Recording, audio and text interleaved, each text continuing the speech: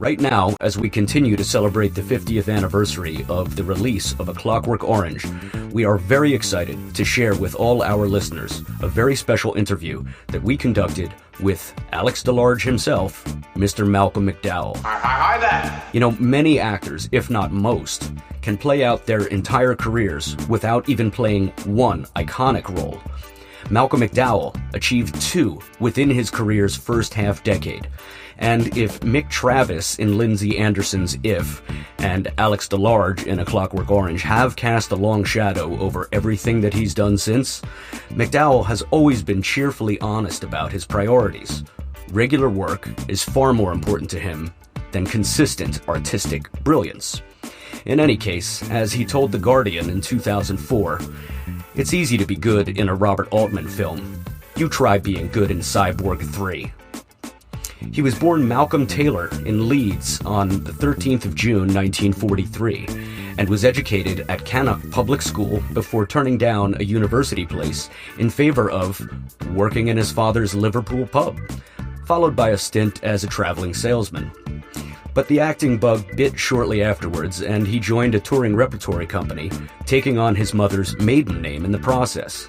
Moving to London, he worked briefly with the Royal Shakespeare Company, secured a few minor television roles, and then joined the Royal Court Theatre just in time to be asked to audition for If. We spoke to Malcolm in July 2021.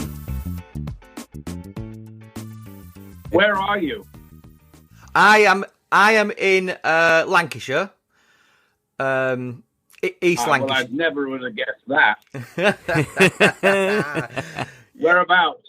I'm in a little village called Barrowford that's near Nelson, near Blackburn, Burnley, kind of, but near the border. Great. I'm 5 minutes away from the Lancashire-Yorkshire border. Wow. That's Myra Hindley territory, isn't it? Yes, it is. Yes, the moors. Yes. Mm-hmm. It's beautiful. It's an amazing... I did this movie, Oh Lucky Man, and we shot up there on the moors. Yes, of course. Traveling.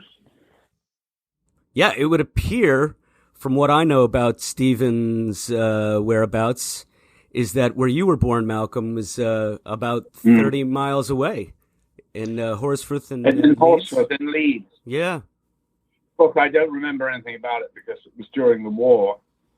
And my father then was stationed to Bridlington, to an aerodrome called, I think it was called Griffield, which, he was in Bomber Command as a navigator. And my mother and my aunt, the two sisters, bought a boarding house, sort of a seaside hotel called the Fars Lee. And that is where I have my first memories of being, nearly drowning on a beach in Bridlington, of all places, which is a place, actually, that David Hockney lived in for a long time. Yeah, he went back to Bridlington. Amazing. And didn't Mark Kaplan produce a David Hockney documentary back in the early 70s, A Bigger Splash? He didn't produce it. He distributed it. That's right. He actually he put it out as a distributor. It was called A Bigger Splash. Yeah. And it's actually a wonderful. It's a sort of documentary film, but a really well done, very well directed. And Mike loved it, and he paid for it to be exhibited, because none of the mainstream people would touch it, of course. No, it was a very nice movie, that, about all David's, the people he painted, all the cohorts around in his circle at the time, in London, I suppose. But it's a very, very lovely film. And then I think, of course, then the stuff, the Mike did the ad, which was rather beautiful. I think he did the ad, which was the painting of, one of the swimming pools. And of course, A Bigger Splash is what the title was. So it was great. And, you know, Hockney did these pools in California, which are a very famous set of paintings that he did when he was in, I guess, Santa Monica or somewhere, maybe Palm Springs. I'm not sure where he was, but let's start on our journey of Stanley. Well, we have other questions. Of course, we're interested beyond Stanley, interested in you, and you're amazing. I mean, it's an amazing career, suffice it to say. Well, I mean, you mean I'm still standing. Amazing in that way as well, but an amazing and storied career. And I mean, I've been a fan for I can't tell you how long. So, yeah, it's a real pleasure, to say the least. Well, let me touch back on Mike Kaplan, and you did mention Oh Lucky Man, which is just a fantastic, fantastic film, to say the least. Now, Mike Kaplan is, of course, a good friend of yours, and he did help us set this up. In the documentary, Oh Lucky Malcolm, you told a really funny story about Mike and his hair. So my question is, did you play a lot of practical jokes on Mike? Oh, yeah. It's so easy. It's so easy. You know, I got him a real good one because he's a poster collector, you know, from the golden era. Well, actually every era, but the golden era of Hollywood. Mike started collecting posters. And in fact, he assembled probably one of the greatest collections of old movie posters, you know, on the planet. And in fact, he tried to get the Academy, and they should have bought them from him.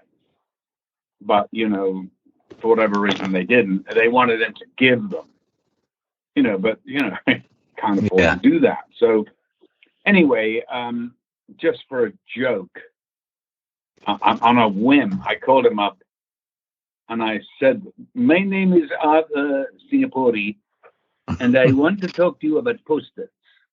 He went, hello, yes. And I went, I'm looking for a poster from Jane Blondell. He went, Jane Blondell? Oh, my God. I go, were you, by any chance, at the poster show in New York last week? He goes, yes, I was. And I said, I think I recognize you because are you rather balding? And he goes, what? There was a long pause. And he went, I'm just thinning a little bit. And I went, oh, yes, I think I recognize you. And he never got it. He never got it. I went, John Blondell, John Blondell. And just by chance, he just bought a Joan Blondell poster. And it was so from left field, you know. So I literally wound him up about this and went on about it, that I was going to buy it and that he had to sell it to me.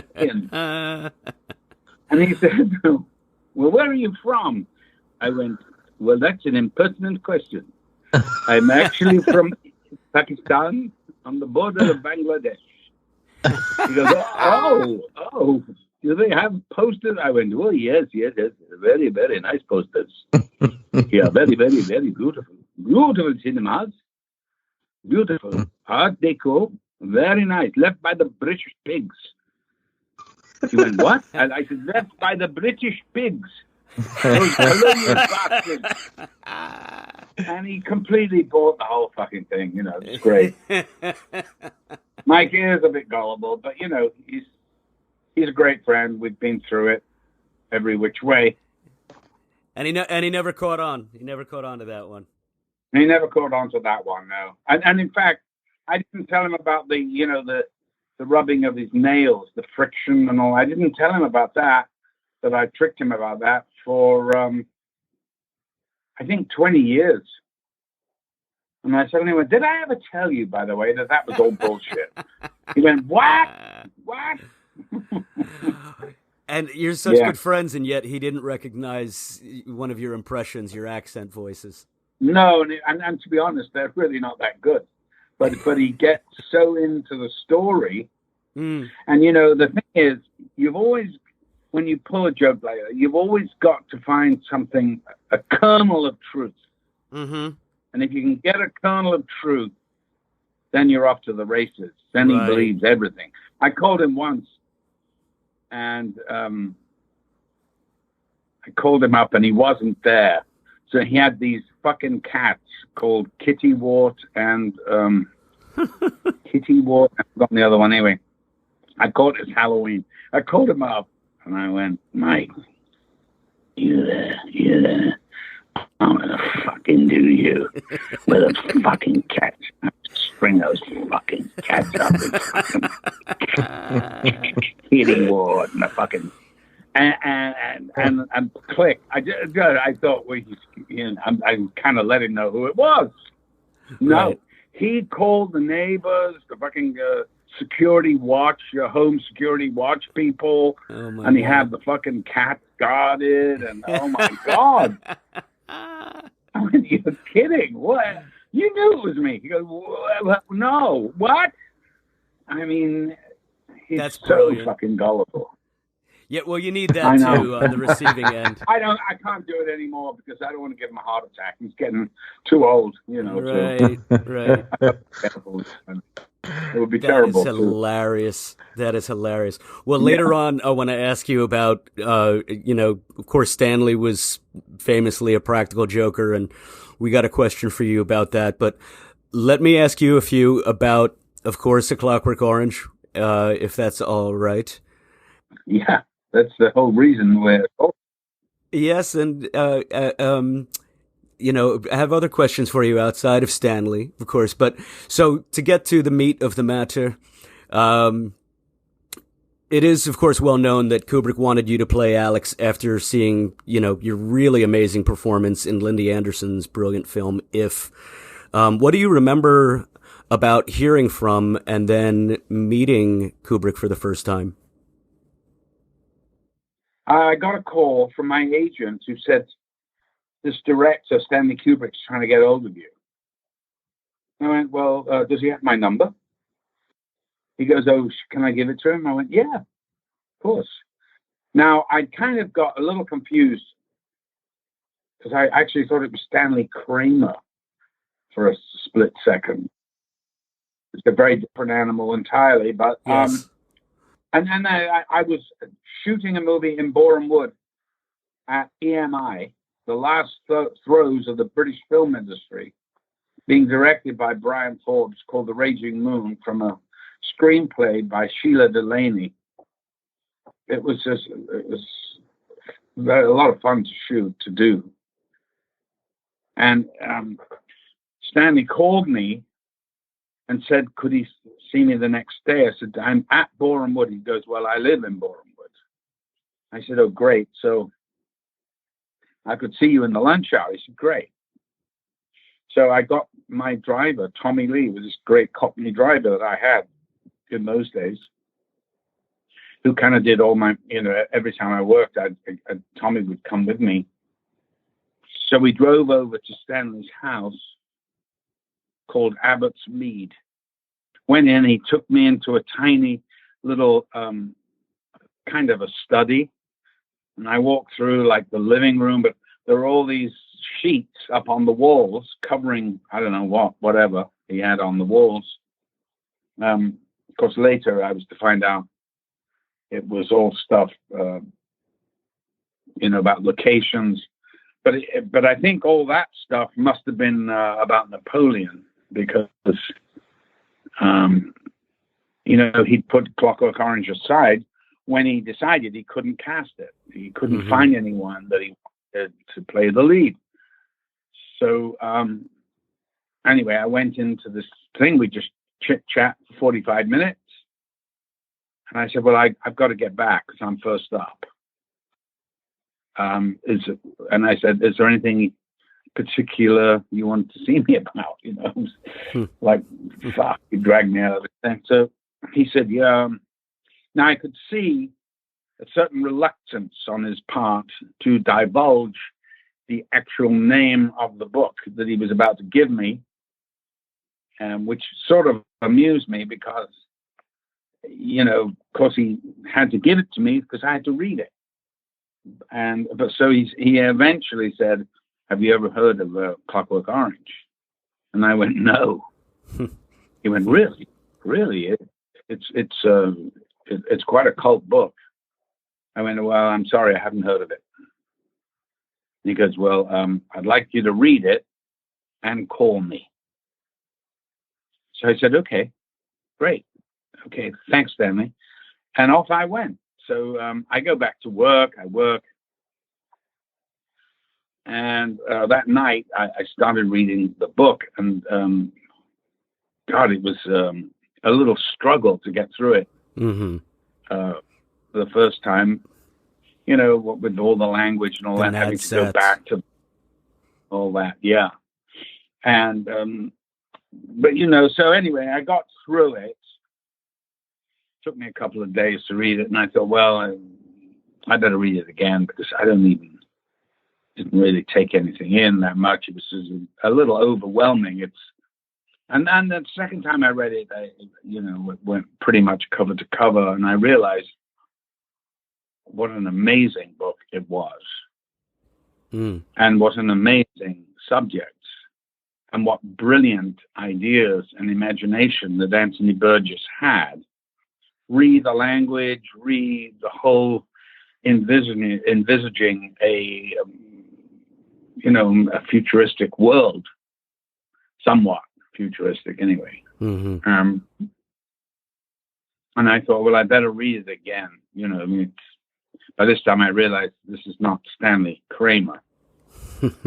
So, and I better be on my toes. So I read it the third time. Now, this all took a week. So I didn't call him back for a week. And he must have thought, I never thought about this. He must have thought, what the fuck is he doing? I mean, but again, I was shooting another movie. So, you know, my concentration was more or less on that. Of course. But anyway, I called him back. And, but in the meantime, I think I met Ian Holm on the street in Notting Hill Gate.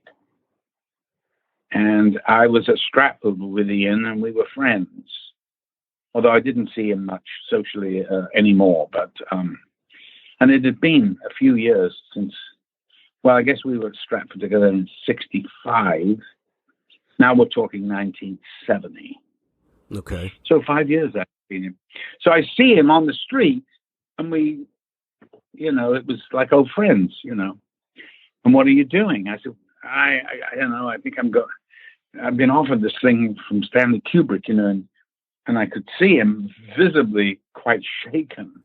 And I said, what's up? He goes, yeah, I know that bastard. I went, really? What do you mean? He goes, I spent 18 fucking months with him because he wanted me to do Napoleon. Wow. And he goes, and then I couldn't even get him on the phone after having talked to him every day. Mm-hmm. I went, you're kidding. He was, no. Dropped, I just couldn't get him on the phone. I never spoke to him ever again. He never called me to say it's off or I haven't got the money or just nothing. Mm. And that was a bit of a warning about really where Stanley was at, really. Mm-hmm. You know, but of course I didn't heed it at the time because I was young, full of a gung ho, and you know, I was on top of the world kind of thing. Mm. And I said, well, that's terrible. I was really upset for him because in Home I considered, you know, the best actor at Stratford in that company, and he was an amazing actor. You know, end of story. Yeah. You know, one of our very great actors. And you know, I worked with pretty much all the. He was up there with, you know, Olivier and Gielgud, and he was certainly up there with that. In that, you know. Anyway, so I was a little bit. I was crestfallen for him, and I thought, wow, I wonder whether he's going to do the same to me. So I was a little bit. Anyway, I called him, and I'm not sure whether that was in the middle of that week or may have been later, but not quite sure of the timeline. But I know it was around the same time. I suppose it must have been after I'd accepted doing it. But anyway, I called Stanley and said, I read that book, Stanley.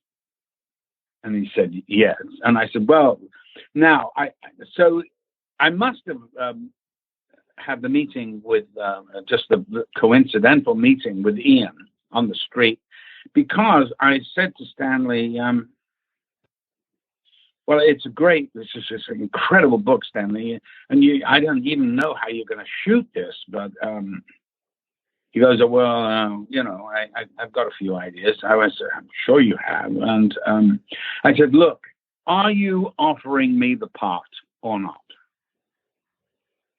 And there was a long pause, and he just said, yes. I went, what? Yes. I went, okay.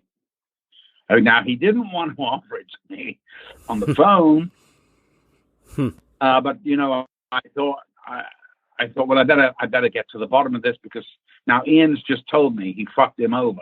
Mm-hmm. So I think that's prompted me to be very cocky and say to a director of world renown, are you offering me this or not? Right. So he said yes. So he said, come out. So I spent the next, I think it was 6 months, going out to Stanley's. Oh, I don't know. At one point, it was every day. He'd send the car. Mm-hmm. He'd call me up and say, I've set the car's on its way. And one time I went, wait a minute, my doorbell's going. I went, yeah, it's the car. I get in the car, go back I arrive at his place, and he goes, well, that was quick. That guy, he must have been driving really fast. And I went, no, I think there was just not that much traffic. And he said, no, I'm going to complain to the car company about that, because that's putting at risk. I went, Stanley, I don't think there was any problem with the speed of the car. I think just no traffic. I zoomed through. Anyway, he was like that, though. Yeah. These 6 months, you recall, those were all at Abbotsmead. Yes. I assume. And of course, in retrospect, this is where he did his directing. Well, it was very much, and I didn't even realize it at the time, it was very much a collaboration, because every single facet of that thing was a collaboration between him and I, talking it through. For instance, walking me to my car after dinner, which, by the way, consisted of takeaway Chinese. And then I had to hear about Stanley's theory that all these Chinese waiters were probably spies. I said, you're living in Boreham Wood. What the fuck? But that was his theory. That's priceless. And, maybe in retrospect, he was right. Who knows? But it was quite amusing. He was always amusing. And I'd say, I can't help notice, Stanley, that you eat hot and sour chicken here, and a sweet and sour chicken, and then ate the dessert along with the savory and the sweet and sour pork, whatever it was. And I said, wow, Stanley, I noticed. He goes, well, it all goes down the same way. Of course, I understand that, but you have a thing called taste buds to organize your tastes, and usually a sweet thing would come at the end. He goes, this is how Napoleon ate. Mm-hmm. Anyway, he's walking me to the car. So I think I said to him, well, what the hell am I going to wear, Stanley? I mean, this is before Milena was really on board, I think. Mm-hmm. And he said, I don't know. And we're just standing there, it was dark already. And he said, I don't know. What do you got? I go, what have I got? I went, Stanley, what have I got? I got jeans, T-shirts. I got nothing. Futuristic. All I've got is my cricket gear in the car. He goes, well, let me see it. He goes, go on, what's this? I said, well, that's the protector. He goes, wear it on the outside. Mm-hmm. And that is exactly how the whole look of Alex and the Droogs became a reality. And it was my cricket gear. And the codpiece was the protector. Mm-hmm. And then you've heard all these stories before because they're out there. But, no, it's okay. I mean, one thing I just was going to say earlier is you have to forgive us if, we do cover some familiar ground, because I think a lot of folks who listen to our podcast are well ensconced in Kubrick lore, but, we don't want to omit people who are younger people who are learning about him for the first time. And, that's kind of cool, feeling like we're helping to bring them into the fold, as it were. Oh, yeah, of course. No, because he's one of the most fascinating and extraordinary personalities that the film business ever pushed up, developed. Yeah. I mean, without a doubt, he is totally unique. Now you can say, yeah, but he's anti-humanist in this and that. And probably you have a good cause, but the thing about Stanley is he's made these classic movies in totally different genres, which no other director that I can think of has ever done. And of course, technically, there's just no one that even comes within 1,000 miles of Stanley. I mean, no one could have done 2001 except him. And I'll tell you, there would have been no Star Wars without that film. No argument. There'd have been none of these movies, none of them. That made science fiction. Before 2001, science fiction was Flash Gordon and cardboard sets. Mm-hmm. Mm-hmm. Stanley's whole thing was this, philosophical story. This amazing story. I mean, how would anyone today get the money for a movie like that? Right. And the pitch meeting would be so much fun, saying, yeah, but nobody actually speaks for 45 minutes, and they would go, what? It's a bit like, you remember Danger Man, the TV show? They did that on Danger Man, I think. They did an episode, it may have been the pilot, I can't even remember, but that nobody spoke for like half an hour, most of the show. Yeah. I did read that it was A Clockwork Orange, which was the first film classified as science fiction to be nominated for a Best Picture Oscar, which is interesting because now it's de rigueur. I mean, the Academy is always going to have something akin to sci-fi. The Academy wouldn't. The Academy wouldn't. Most of the members wouldn't watch the movie because it was an X. Right. So, and at the time, late 60s, 70s, early 70s, the Academy was made up of people that literally, most of them were over 75. Mm-hmm. And most of them had sort of, I think, required a membership from their dead husbands. Right. Because when I met them, I thought, fucking hell, what a terrible lot of people these are. Yeah, and they were from a generation that would have generally regarded science fiction films askance. Yeah, disregarded them entirely, out of hand. Yeah, yeah. But, there's something interesting that you touched upon, and it comes up often in, discussions of Stanley with regards to whether he was a misanthrope or whether he had a different perspective on humanity and perhaps the course he wanted for it. I'm just stumbling on this quote I have here when he said, you don't have to make Frank Capra movies to like people. Capra presents a view of life as we all wish it really were, but I think you can still present a darker picture of life without disliking the human race. Yeah. Yeah. Well, of course that's true. And, but it's Stanley's, depiction of, you know, mainly people in authority. But it's not unique. I mean, look,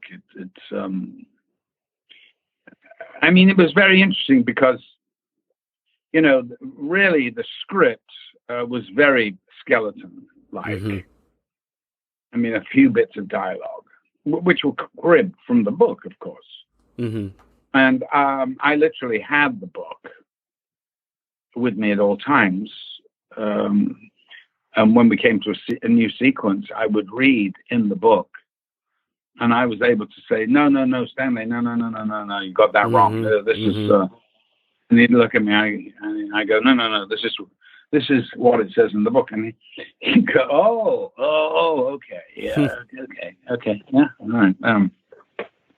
So, but you know, it was an extraordinary challenge, you know, to work with him. Mm-hmm.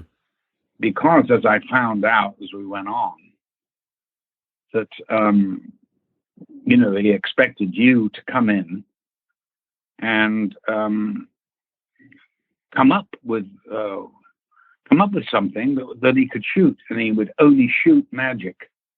Right. You know, it was a sort of joke, you know. Mm-hmm. And you know, before the Singing in the Rain sequence, you know, we sat around for 4 or 5 days. The camera did not turn. I mean, I was so bored just sitting there that when I was sitting up these stairs. In fact, there's some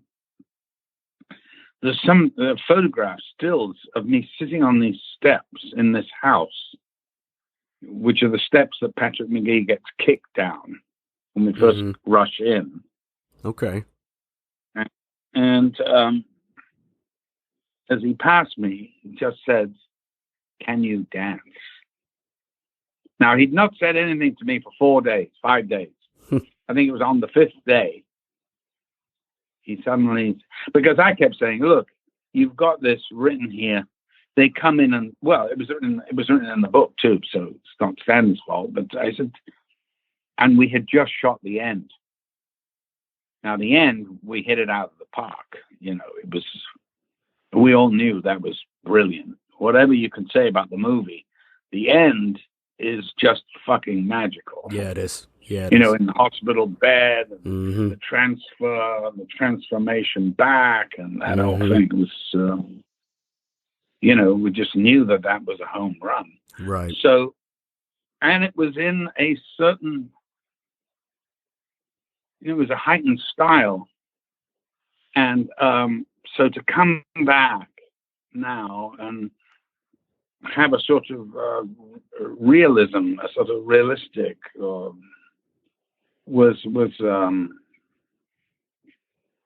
just really not going to cut it. Right.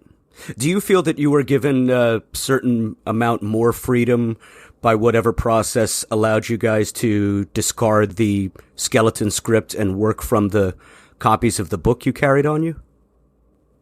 Or the other way around? No, I mean, look. For you as an actor, I mean. Oh, by that time, I didn't mind. By that time, I was so into it that any little thing, we'd just have a good laugh, you know. I mean, the whole feeding thing at the end. Now, we just shot that too. So,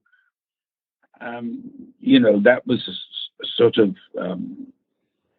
improv, you know, me opening my mouth like that. Right. Brilliant. Because it's like it just says everything about the film in one simple move.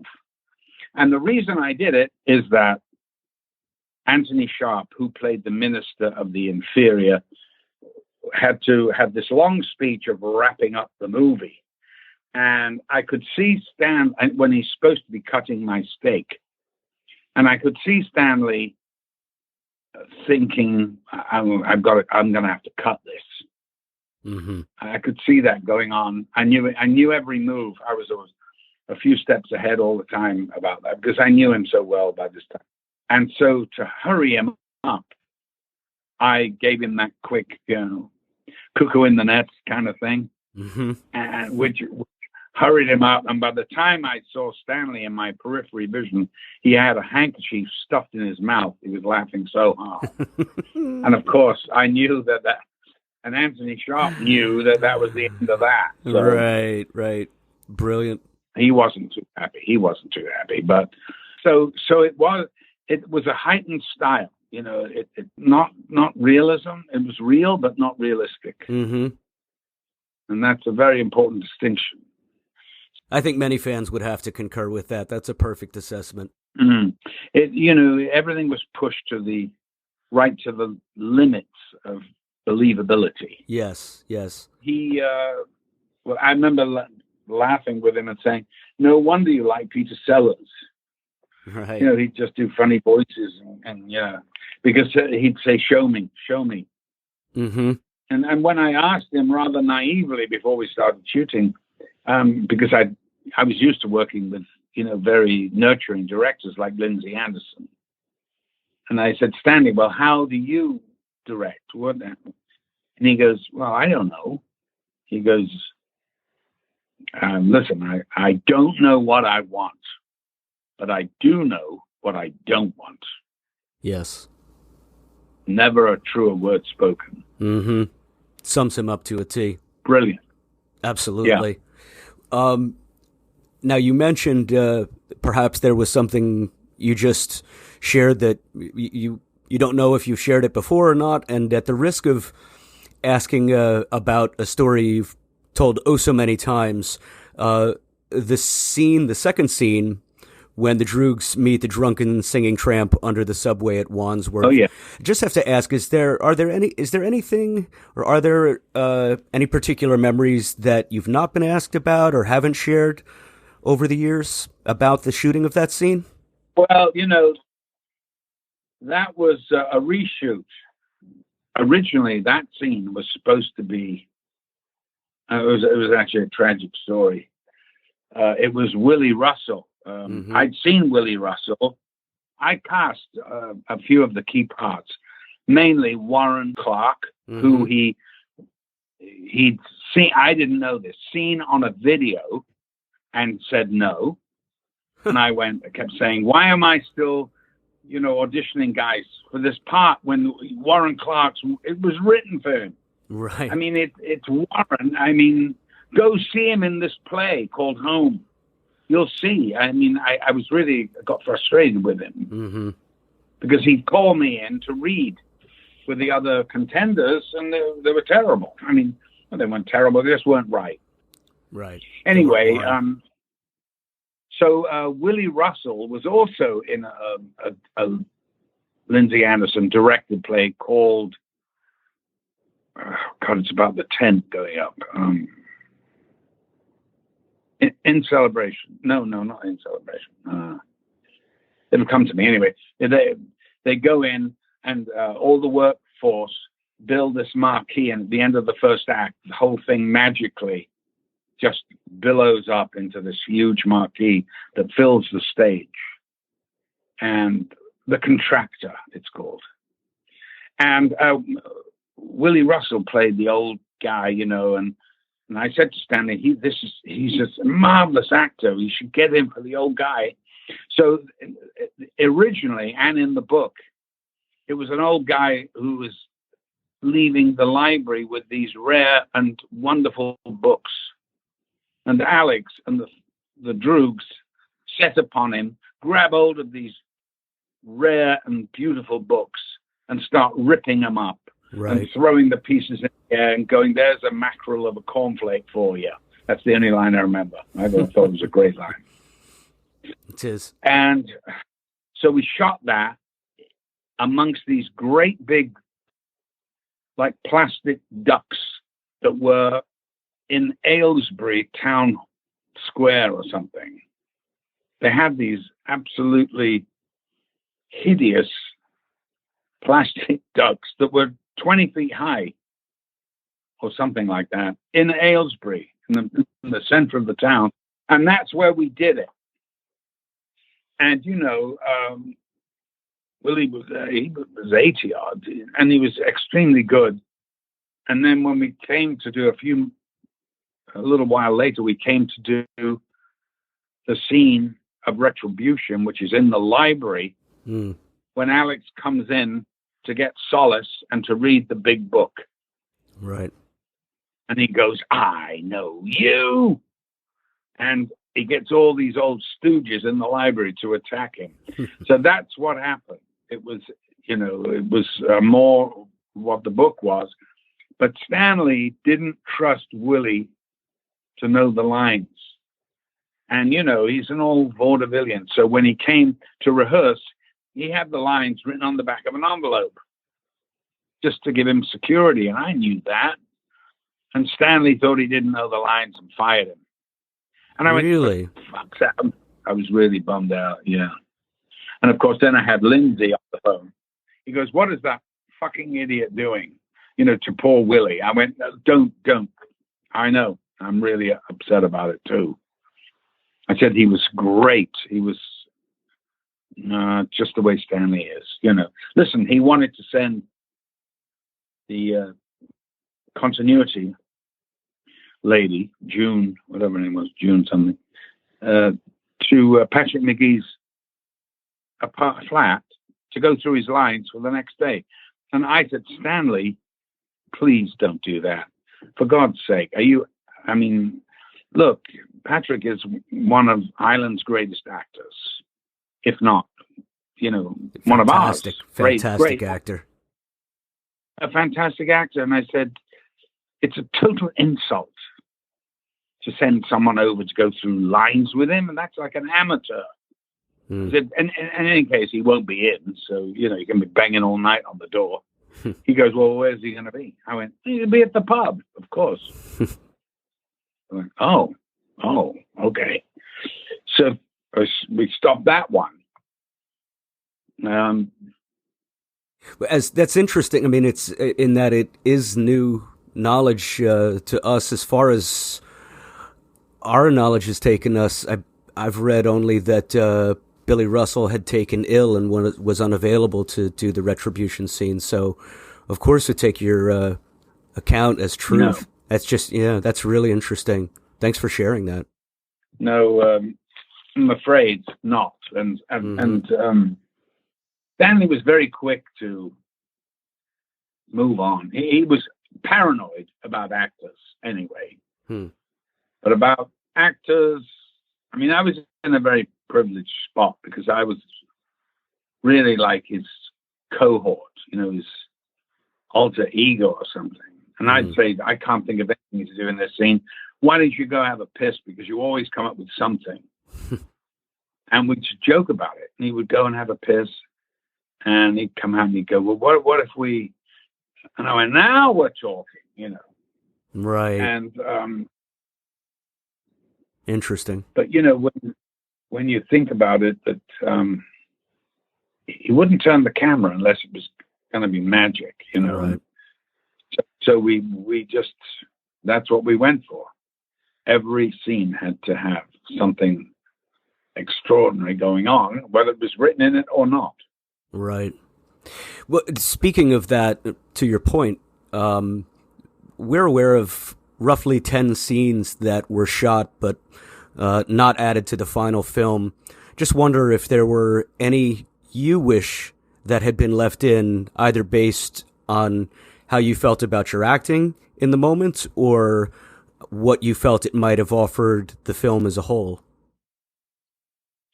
Honestly, except for that one, I can't really remember anymore now scenes that we discarded. What were they? What were some others? Do you know? Yeah, one regarding a scene at the Duke of, I believe it's the Duke of New York pub, and it was perhaps the first one filmed. In Burgess's novel, it described the Droogs bribing three old ladies with drinks so they wouldn't rat out the Droogs to the police that they'd nipped out to do a robbery. We never shot it. Never shot it. It was never there. No, Stanley just went for the meat. He didn't worry about it. You just carry through the main line, you're the main cast. The through line of the story, as it were. Yeah. So we go from there. then, and I must say, that was written, that scene in The Duke of New York was written when there's the, they confront Alex and go, give him the old shit and threaten his leadership. And then when he whacks them or something, whatever he does, I can't remember. I think I crack one of them with a cane. Was it a Warren or Georgie boy? Anyway, he brings them into line and then they go off and he goes, now, Georgie boy, what was that idea of yours? And they go to the health spa, which is where Miriam Carlin is. I remember saying to Stanley, Miriam Carlin, Jesus. I mean, I had in my mind, it was this sweet old lady with these puss pots, Right. And he said, I wanted someone who, you think she could give you a real run for your money. Right. In fact, she's a bigger bitch than you are. Mm-hmm. Oh, I know. Okay. So, yeah. An interesting choice, but it worked. It obviously worked. That was the right choice. No. He was right. He was right in a lot of stuff. Because I said to him also, we had 2 weeks of going through all these awful movies of concentration camp victims and German Nazi propaganda to use in the Ludovico treatment. Mm-hmm. And when I saw the film, I thought to myself, Jesus, what a cop-out. He's, the violence, it's like Stuttgart's dive bombing. And it's not the violence, the personal kind of violence. I just couldn't believe that he sort of opted out of that one. But, of course, the other side of Stanley was that he was a very, very astute producer. Mm-hmm. And he knew, I guess, instinctively felt what people could take and what they couldn't. Mm. And interesting. This is why he was so insistent on me, having these fucking lid locks on my eyes, because he wanted to show something more horrific happening to me than I was doing to anybody else. Right. Makes sense. And he's sort of right, it makes sort of sense, and it does make it more palatable.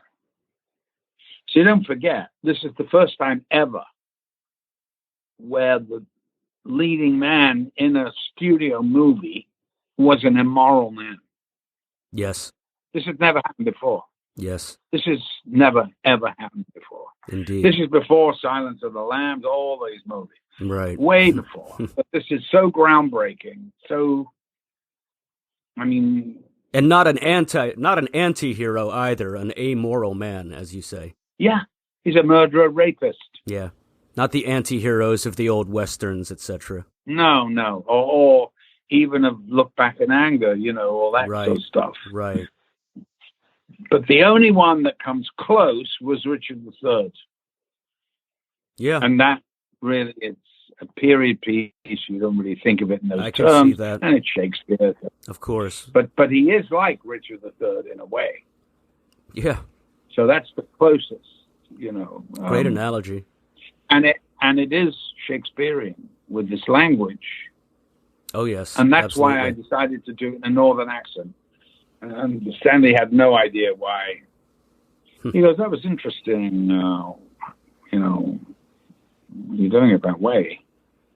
I said, you mean the northern accent? He goes, oh, that's what it is. I went, yeah. Oh, okay. Interesting. He was tone deaf to the regional dialects, having lived there already for a few years anyway. There's a funny one, actually, of him being tone deaf to that. There was a big tracking shot with me in the hospital bed when the head of the hospital comes in with the minister of the inferior, right? And the head of the hospital is a Sir something, being knighted by the Queen for services to the medical fraternity. So Stanley, he'd just picked, I think, one of the drivers or stuntmen to do it. And literally, first when they set this up, it took hours, this long tracking shot coming in, and then you'd see me in the bed, and the guy comes in and he goes, "There you go, Minister. There's little Alex."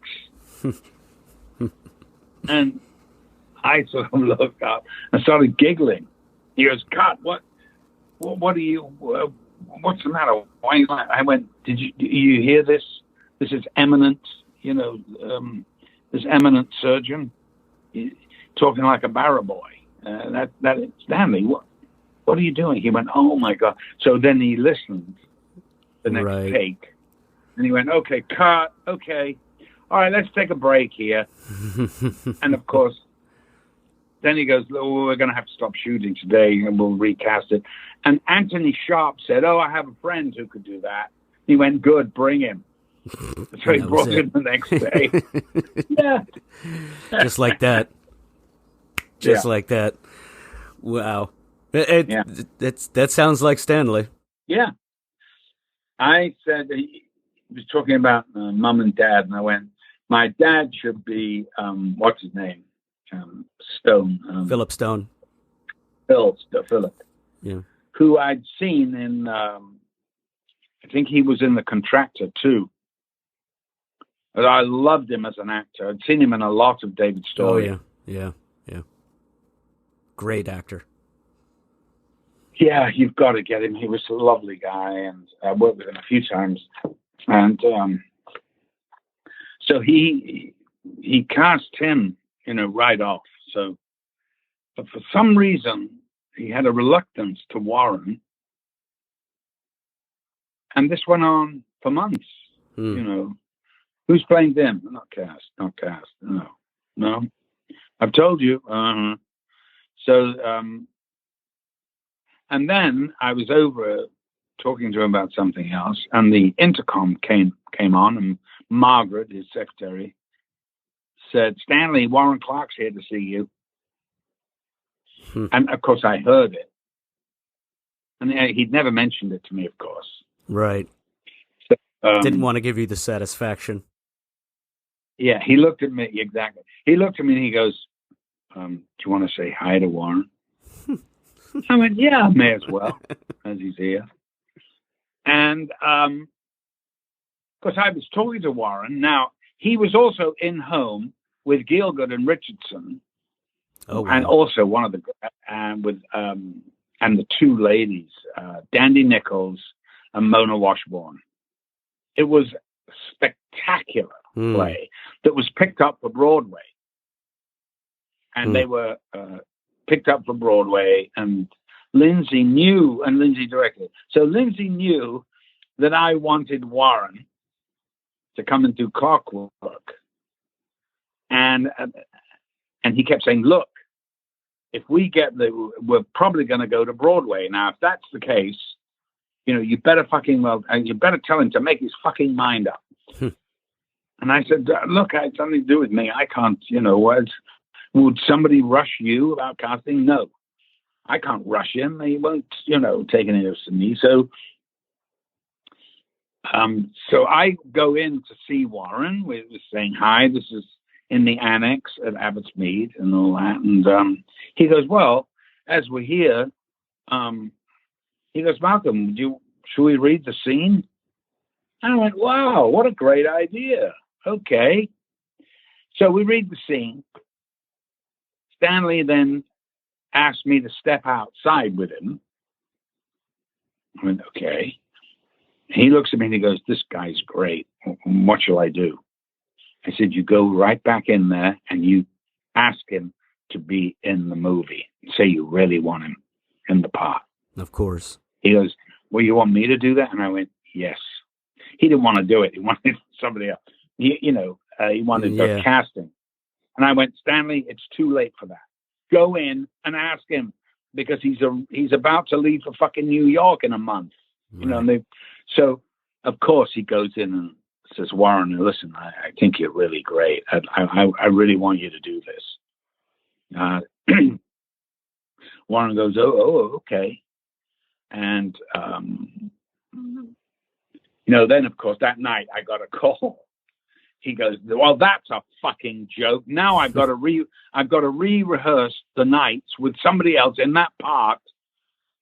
And I went, oh, well, listen, it's good for Warren. Mm-hmm. He goes, what? To be in a Stanley Kubrick movie? I went, yes, of course. I said, Lindsay, he's a commercial director. Mm-hmm. Really pointed, like, you're not. Right. I get it. I love to tease him like that. But, and he was irritated because it meant that they all had to come in and rehearse the next guy, and it is a big thing. It's a fucking bore. Yeah. So, and, because Stanley had taken so fucking long about it, if he'd done it like 3 months earlier, it could have put it to bed. It wouldn't have even been an issue. Mm-hmm. That would have been it. But anyway, it worked out great. Warren was brilliant, and he was the only one I could sort of relate to. He's a really wonderful actor, and of course he was in Oh Lucky Man all over it. So I was writing that the same. Oh yeah. Yeah. I mean, no question. Warren was just a fantastic actor. I've spotted him over the years, and he was so much fun. I loved him. I loved him because our hang, waiting, we would be laughing our fucking heads off. He was great at impressions. His Eddie Waring was something to be. He'd go, and it's an up and under, and the camera would go up for the ball, and he'd go, you just saw a shot of Mrs. Jones's really fine fish and chip shop there on the corner. And they do this whole fucking thing and we'd be rolling around laughing, He was a good friend. He was a very good guy, but, he loved to drink. I imagine Warren was a lot of fun if he was one of those guys who could just knock him out. He and I, we always had a ball together, and we went off. We did Oh Lucky Man, of course. Then it's another story, and I'll go into it. But he got the Iron Door from Lindsay, mm-hmm. And that was the end of it, And it was because he wouldn't show up. Oh, he wouldn't show up for the celebration at the end of Oh Lucky Man because they kind of we'd run out of money, so we had to make it like the cast party. Mm-hmm. And Warren went, fuck you, you're filming, I should be paid. And he's right. I mean, but the fact was, you have to look at everything from the big picture. Yeah, and in the big picture, that is the perfect ending of that film. It couldn't end on a better note. Exactly. No, of course it's the right ending, and he should be there. Well, he's not. I'm not that you really miss him, but he's not there. Even Ralph Richardson turned up to do it. And, so Lindsay gave him the Iron Door, as he said. Warren, Iron Door.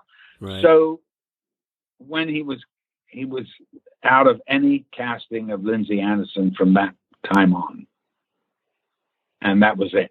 And they were great friends, too. That's a shame, yeah. And Lindsay loved his acting. He was the perfect Lindsay Anderson actor. Mm. Well, many people would argue that you are. Well, he doesn't have to have one. I'm just a few of us. Offering an honest compliment. Yeah, no, listen, of course, I was his muse for a long time. But, and we were great friends, and I loved him. I miss him every day. But I have a friend who a number of months ago texted me a link to a clip from This Sporting Life, and he said, I'm not really into sports. I don't follow professional sports, but have you ever seen it? I said, come on, are you kidding me? And I told him, I sent him a long text about Lindsay Anderson, and and yourself, and it's the work you guys This did Sporting together. Life it's the greatest movie I've ever seen about sport, because it's not about sports. Right. And of course, David Story, who wrote it, was a professional rugby player for a short time. And, he got the right actor to play it because he was obsessed. And they really, the professionals had it with him. They whacked him good, I mean, Richard, but Richard was fucking brilliant in that film, and so good. Yeah, it's one of his absolute best performances in a career of great performances. And they fell out big time. Never speak, blah blah blah. But I can understand that too. Lindsay could be a real curmudgeon, and as he said, I never apologize. Oh, okay. Yeah, and also I think he also, it's the last line, I think, of She Wore a Yellow Ribbon, and I think John Wayne says, I never apologize. It's a sign of weakness. And it's very much a John Ford thing, and Lindsay was obsessed. And I think that he just thought that was, that's why we called I did this one-man show about my relationship with him, and we called it Never Apologize. Yes. Have you ever seen it? Have you ever seen it? Yeah. I mean, incredible. Right. Really great. I've seen it on the big screen a couple of times. I saw it at Bradford about 2020. Really? Yeah, I think. Well, you were there actually. You and Mike were there. They showed it at Bradford. Yeah. And then I saw it in the middle of the Q&A. I said, "Excuse me, talk among yourself, but I've got to piss." Yes. Walked off. Yes. The bathroom? And I also saw Never Apologise again about 2 years ago at the BFI, and you and Mike were there again. Oh my God! You were there that night. Oh, that was the night that. I and look, it's rare that an actor can really talk about his relationship, with his mentor, director, whatever you want to call it, his friendship with a man who was so complex and so brilliant. And now I've read things now where they're saying that If is the greatest British film ever made. Yeah, it's Period. hard to argue. It's hard to argue that. But we always thought it was sort of like the perfect film, of the ones. But Lucky Man is now getting so many more, people in the States, especially, that I'm asked to go all the time and talk about it and show it at festivals and stuff like that. That's great. Yeah, it's finally caught up. It's amazing. If, took some time, at least in America, to catch on. Yeah. Well, the people that knew how great it was. Right. But how the American audiences can be, not to impugn them, but not the audience. Yeah. It was for so long. It was, space and car chases and explosions that ran the box office. And sadly, it kind of is now. But with, streaming services and other platforms, there's a huge universe of people discovering film. And a film like If has finally, I won't say finally recently, but it took its time and then came into its own. And I mean, when I was younger, I never heard people talking about it as much as I have in, the past decade or more. And not one person ever says anything but, "Oh, wow, brilliant. Have you ever seen?" Incredible. Yeah. And it's interesting you mentioned, having a bit of a tenuous relationship with the mentor and having to touch upon that, because you've done it more than once. You have been candid about, some of the disappointment that followed with you working on Clockwork with Stanley. And we won't go into that, but I personally think it's a testament to your character that you could be so forthright about that. It's the honesty of a fine actor, a true actor who can bring that humanness to the discussion of your work. I never spoke to him after the movie came out. I was so upset and pissed off. I just figured it was better. And then, I was in Ireland doing some awful movie, and I heard that Stanley had passed away, and I really kicked myself for not just picking up the phone, Yeah. But pride is not a good thing, and I regret that in a way. Of course, the way I, kind of have this conversation in my head, but it was, he could pick up the phone too. Mm-hmm. But, and it's the crown jewel in my career. It's one of the crown jewels in his. I think it's one of his finest films, without a doubt. Absolutely. Without a doubt, it's one of his finest movies. It's Kubrick's universe. We just live in it.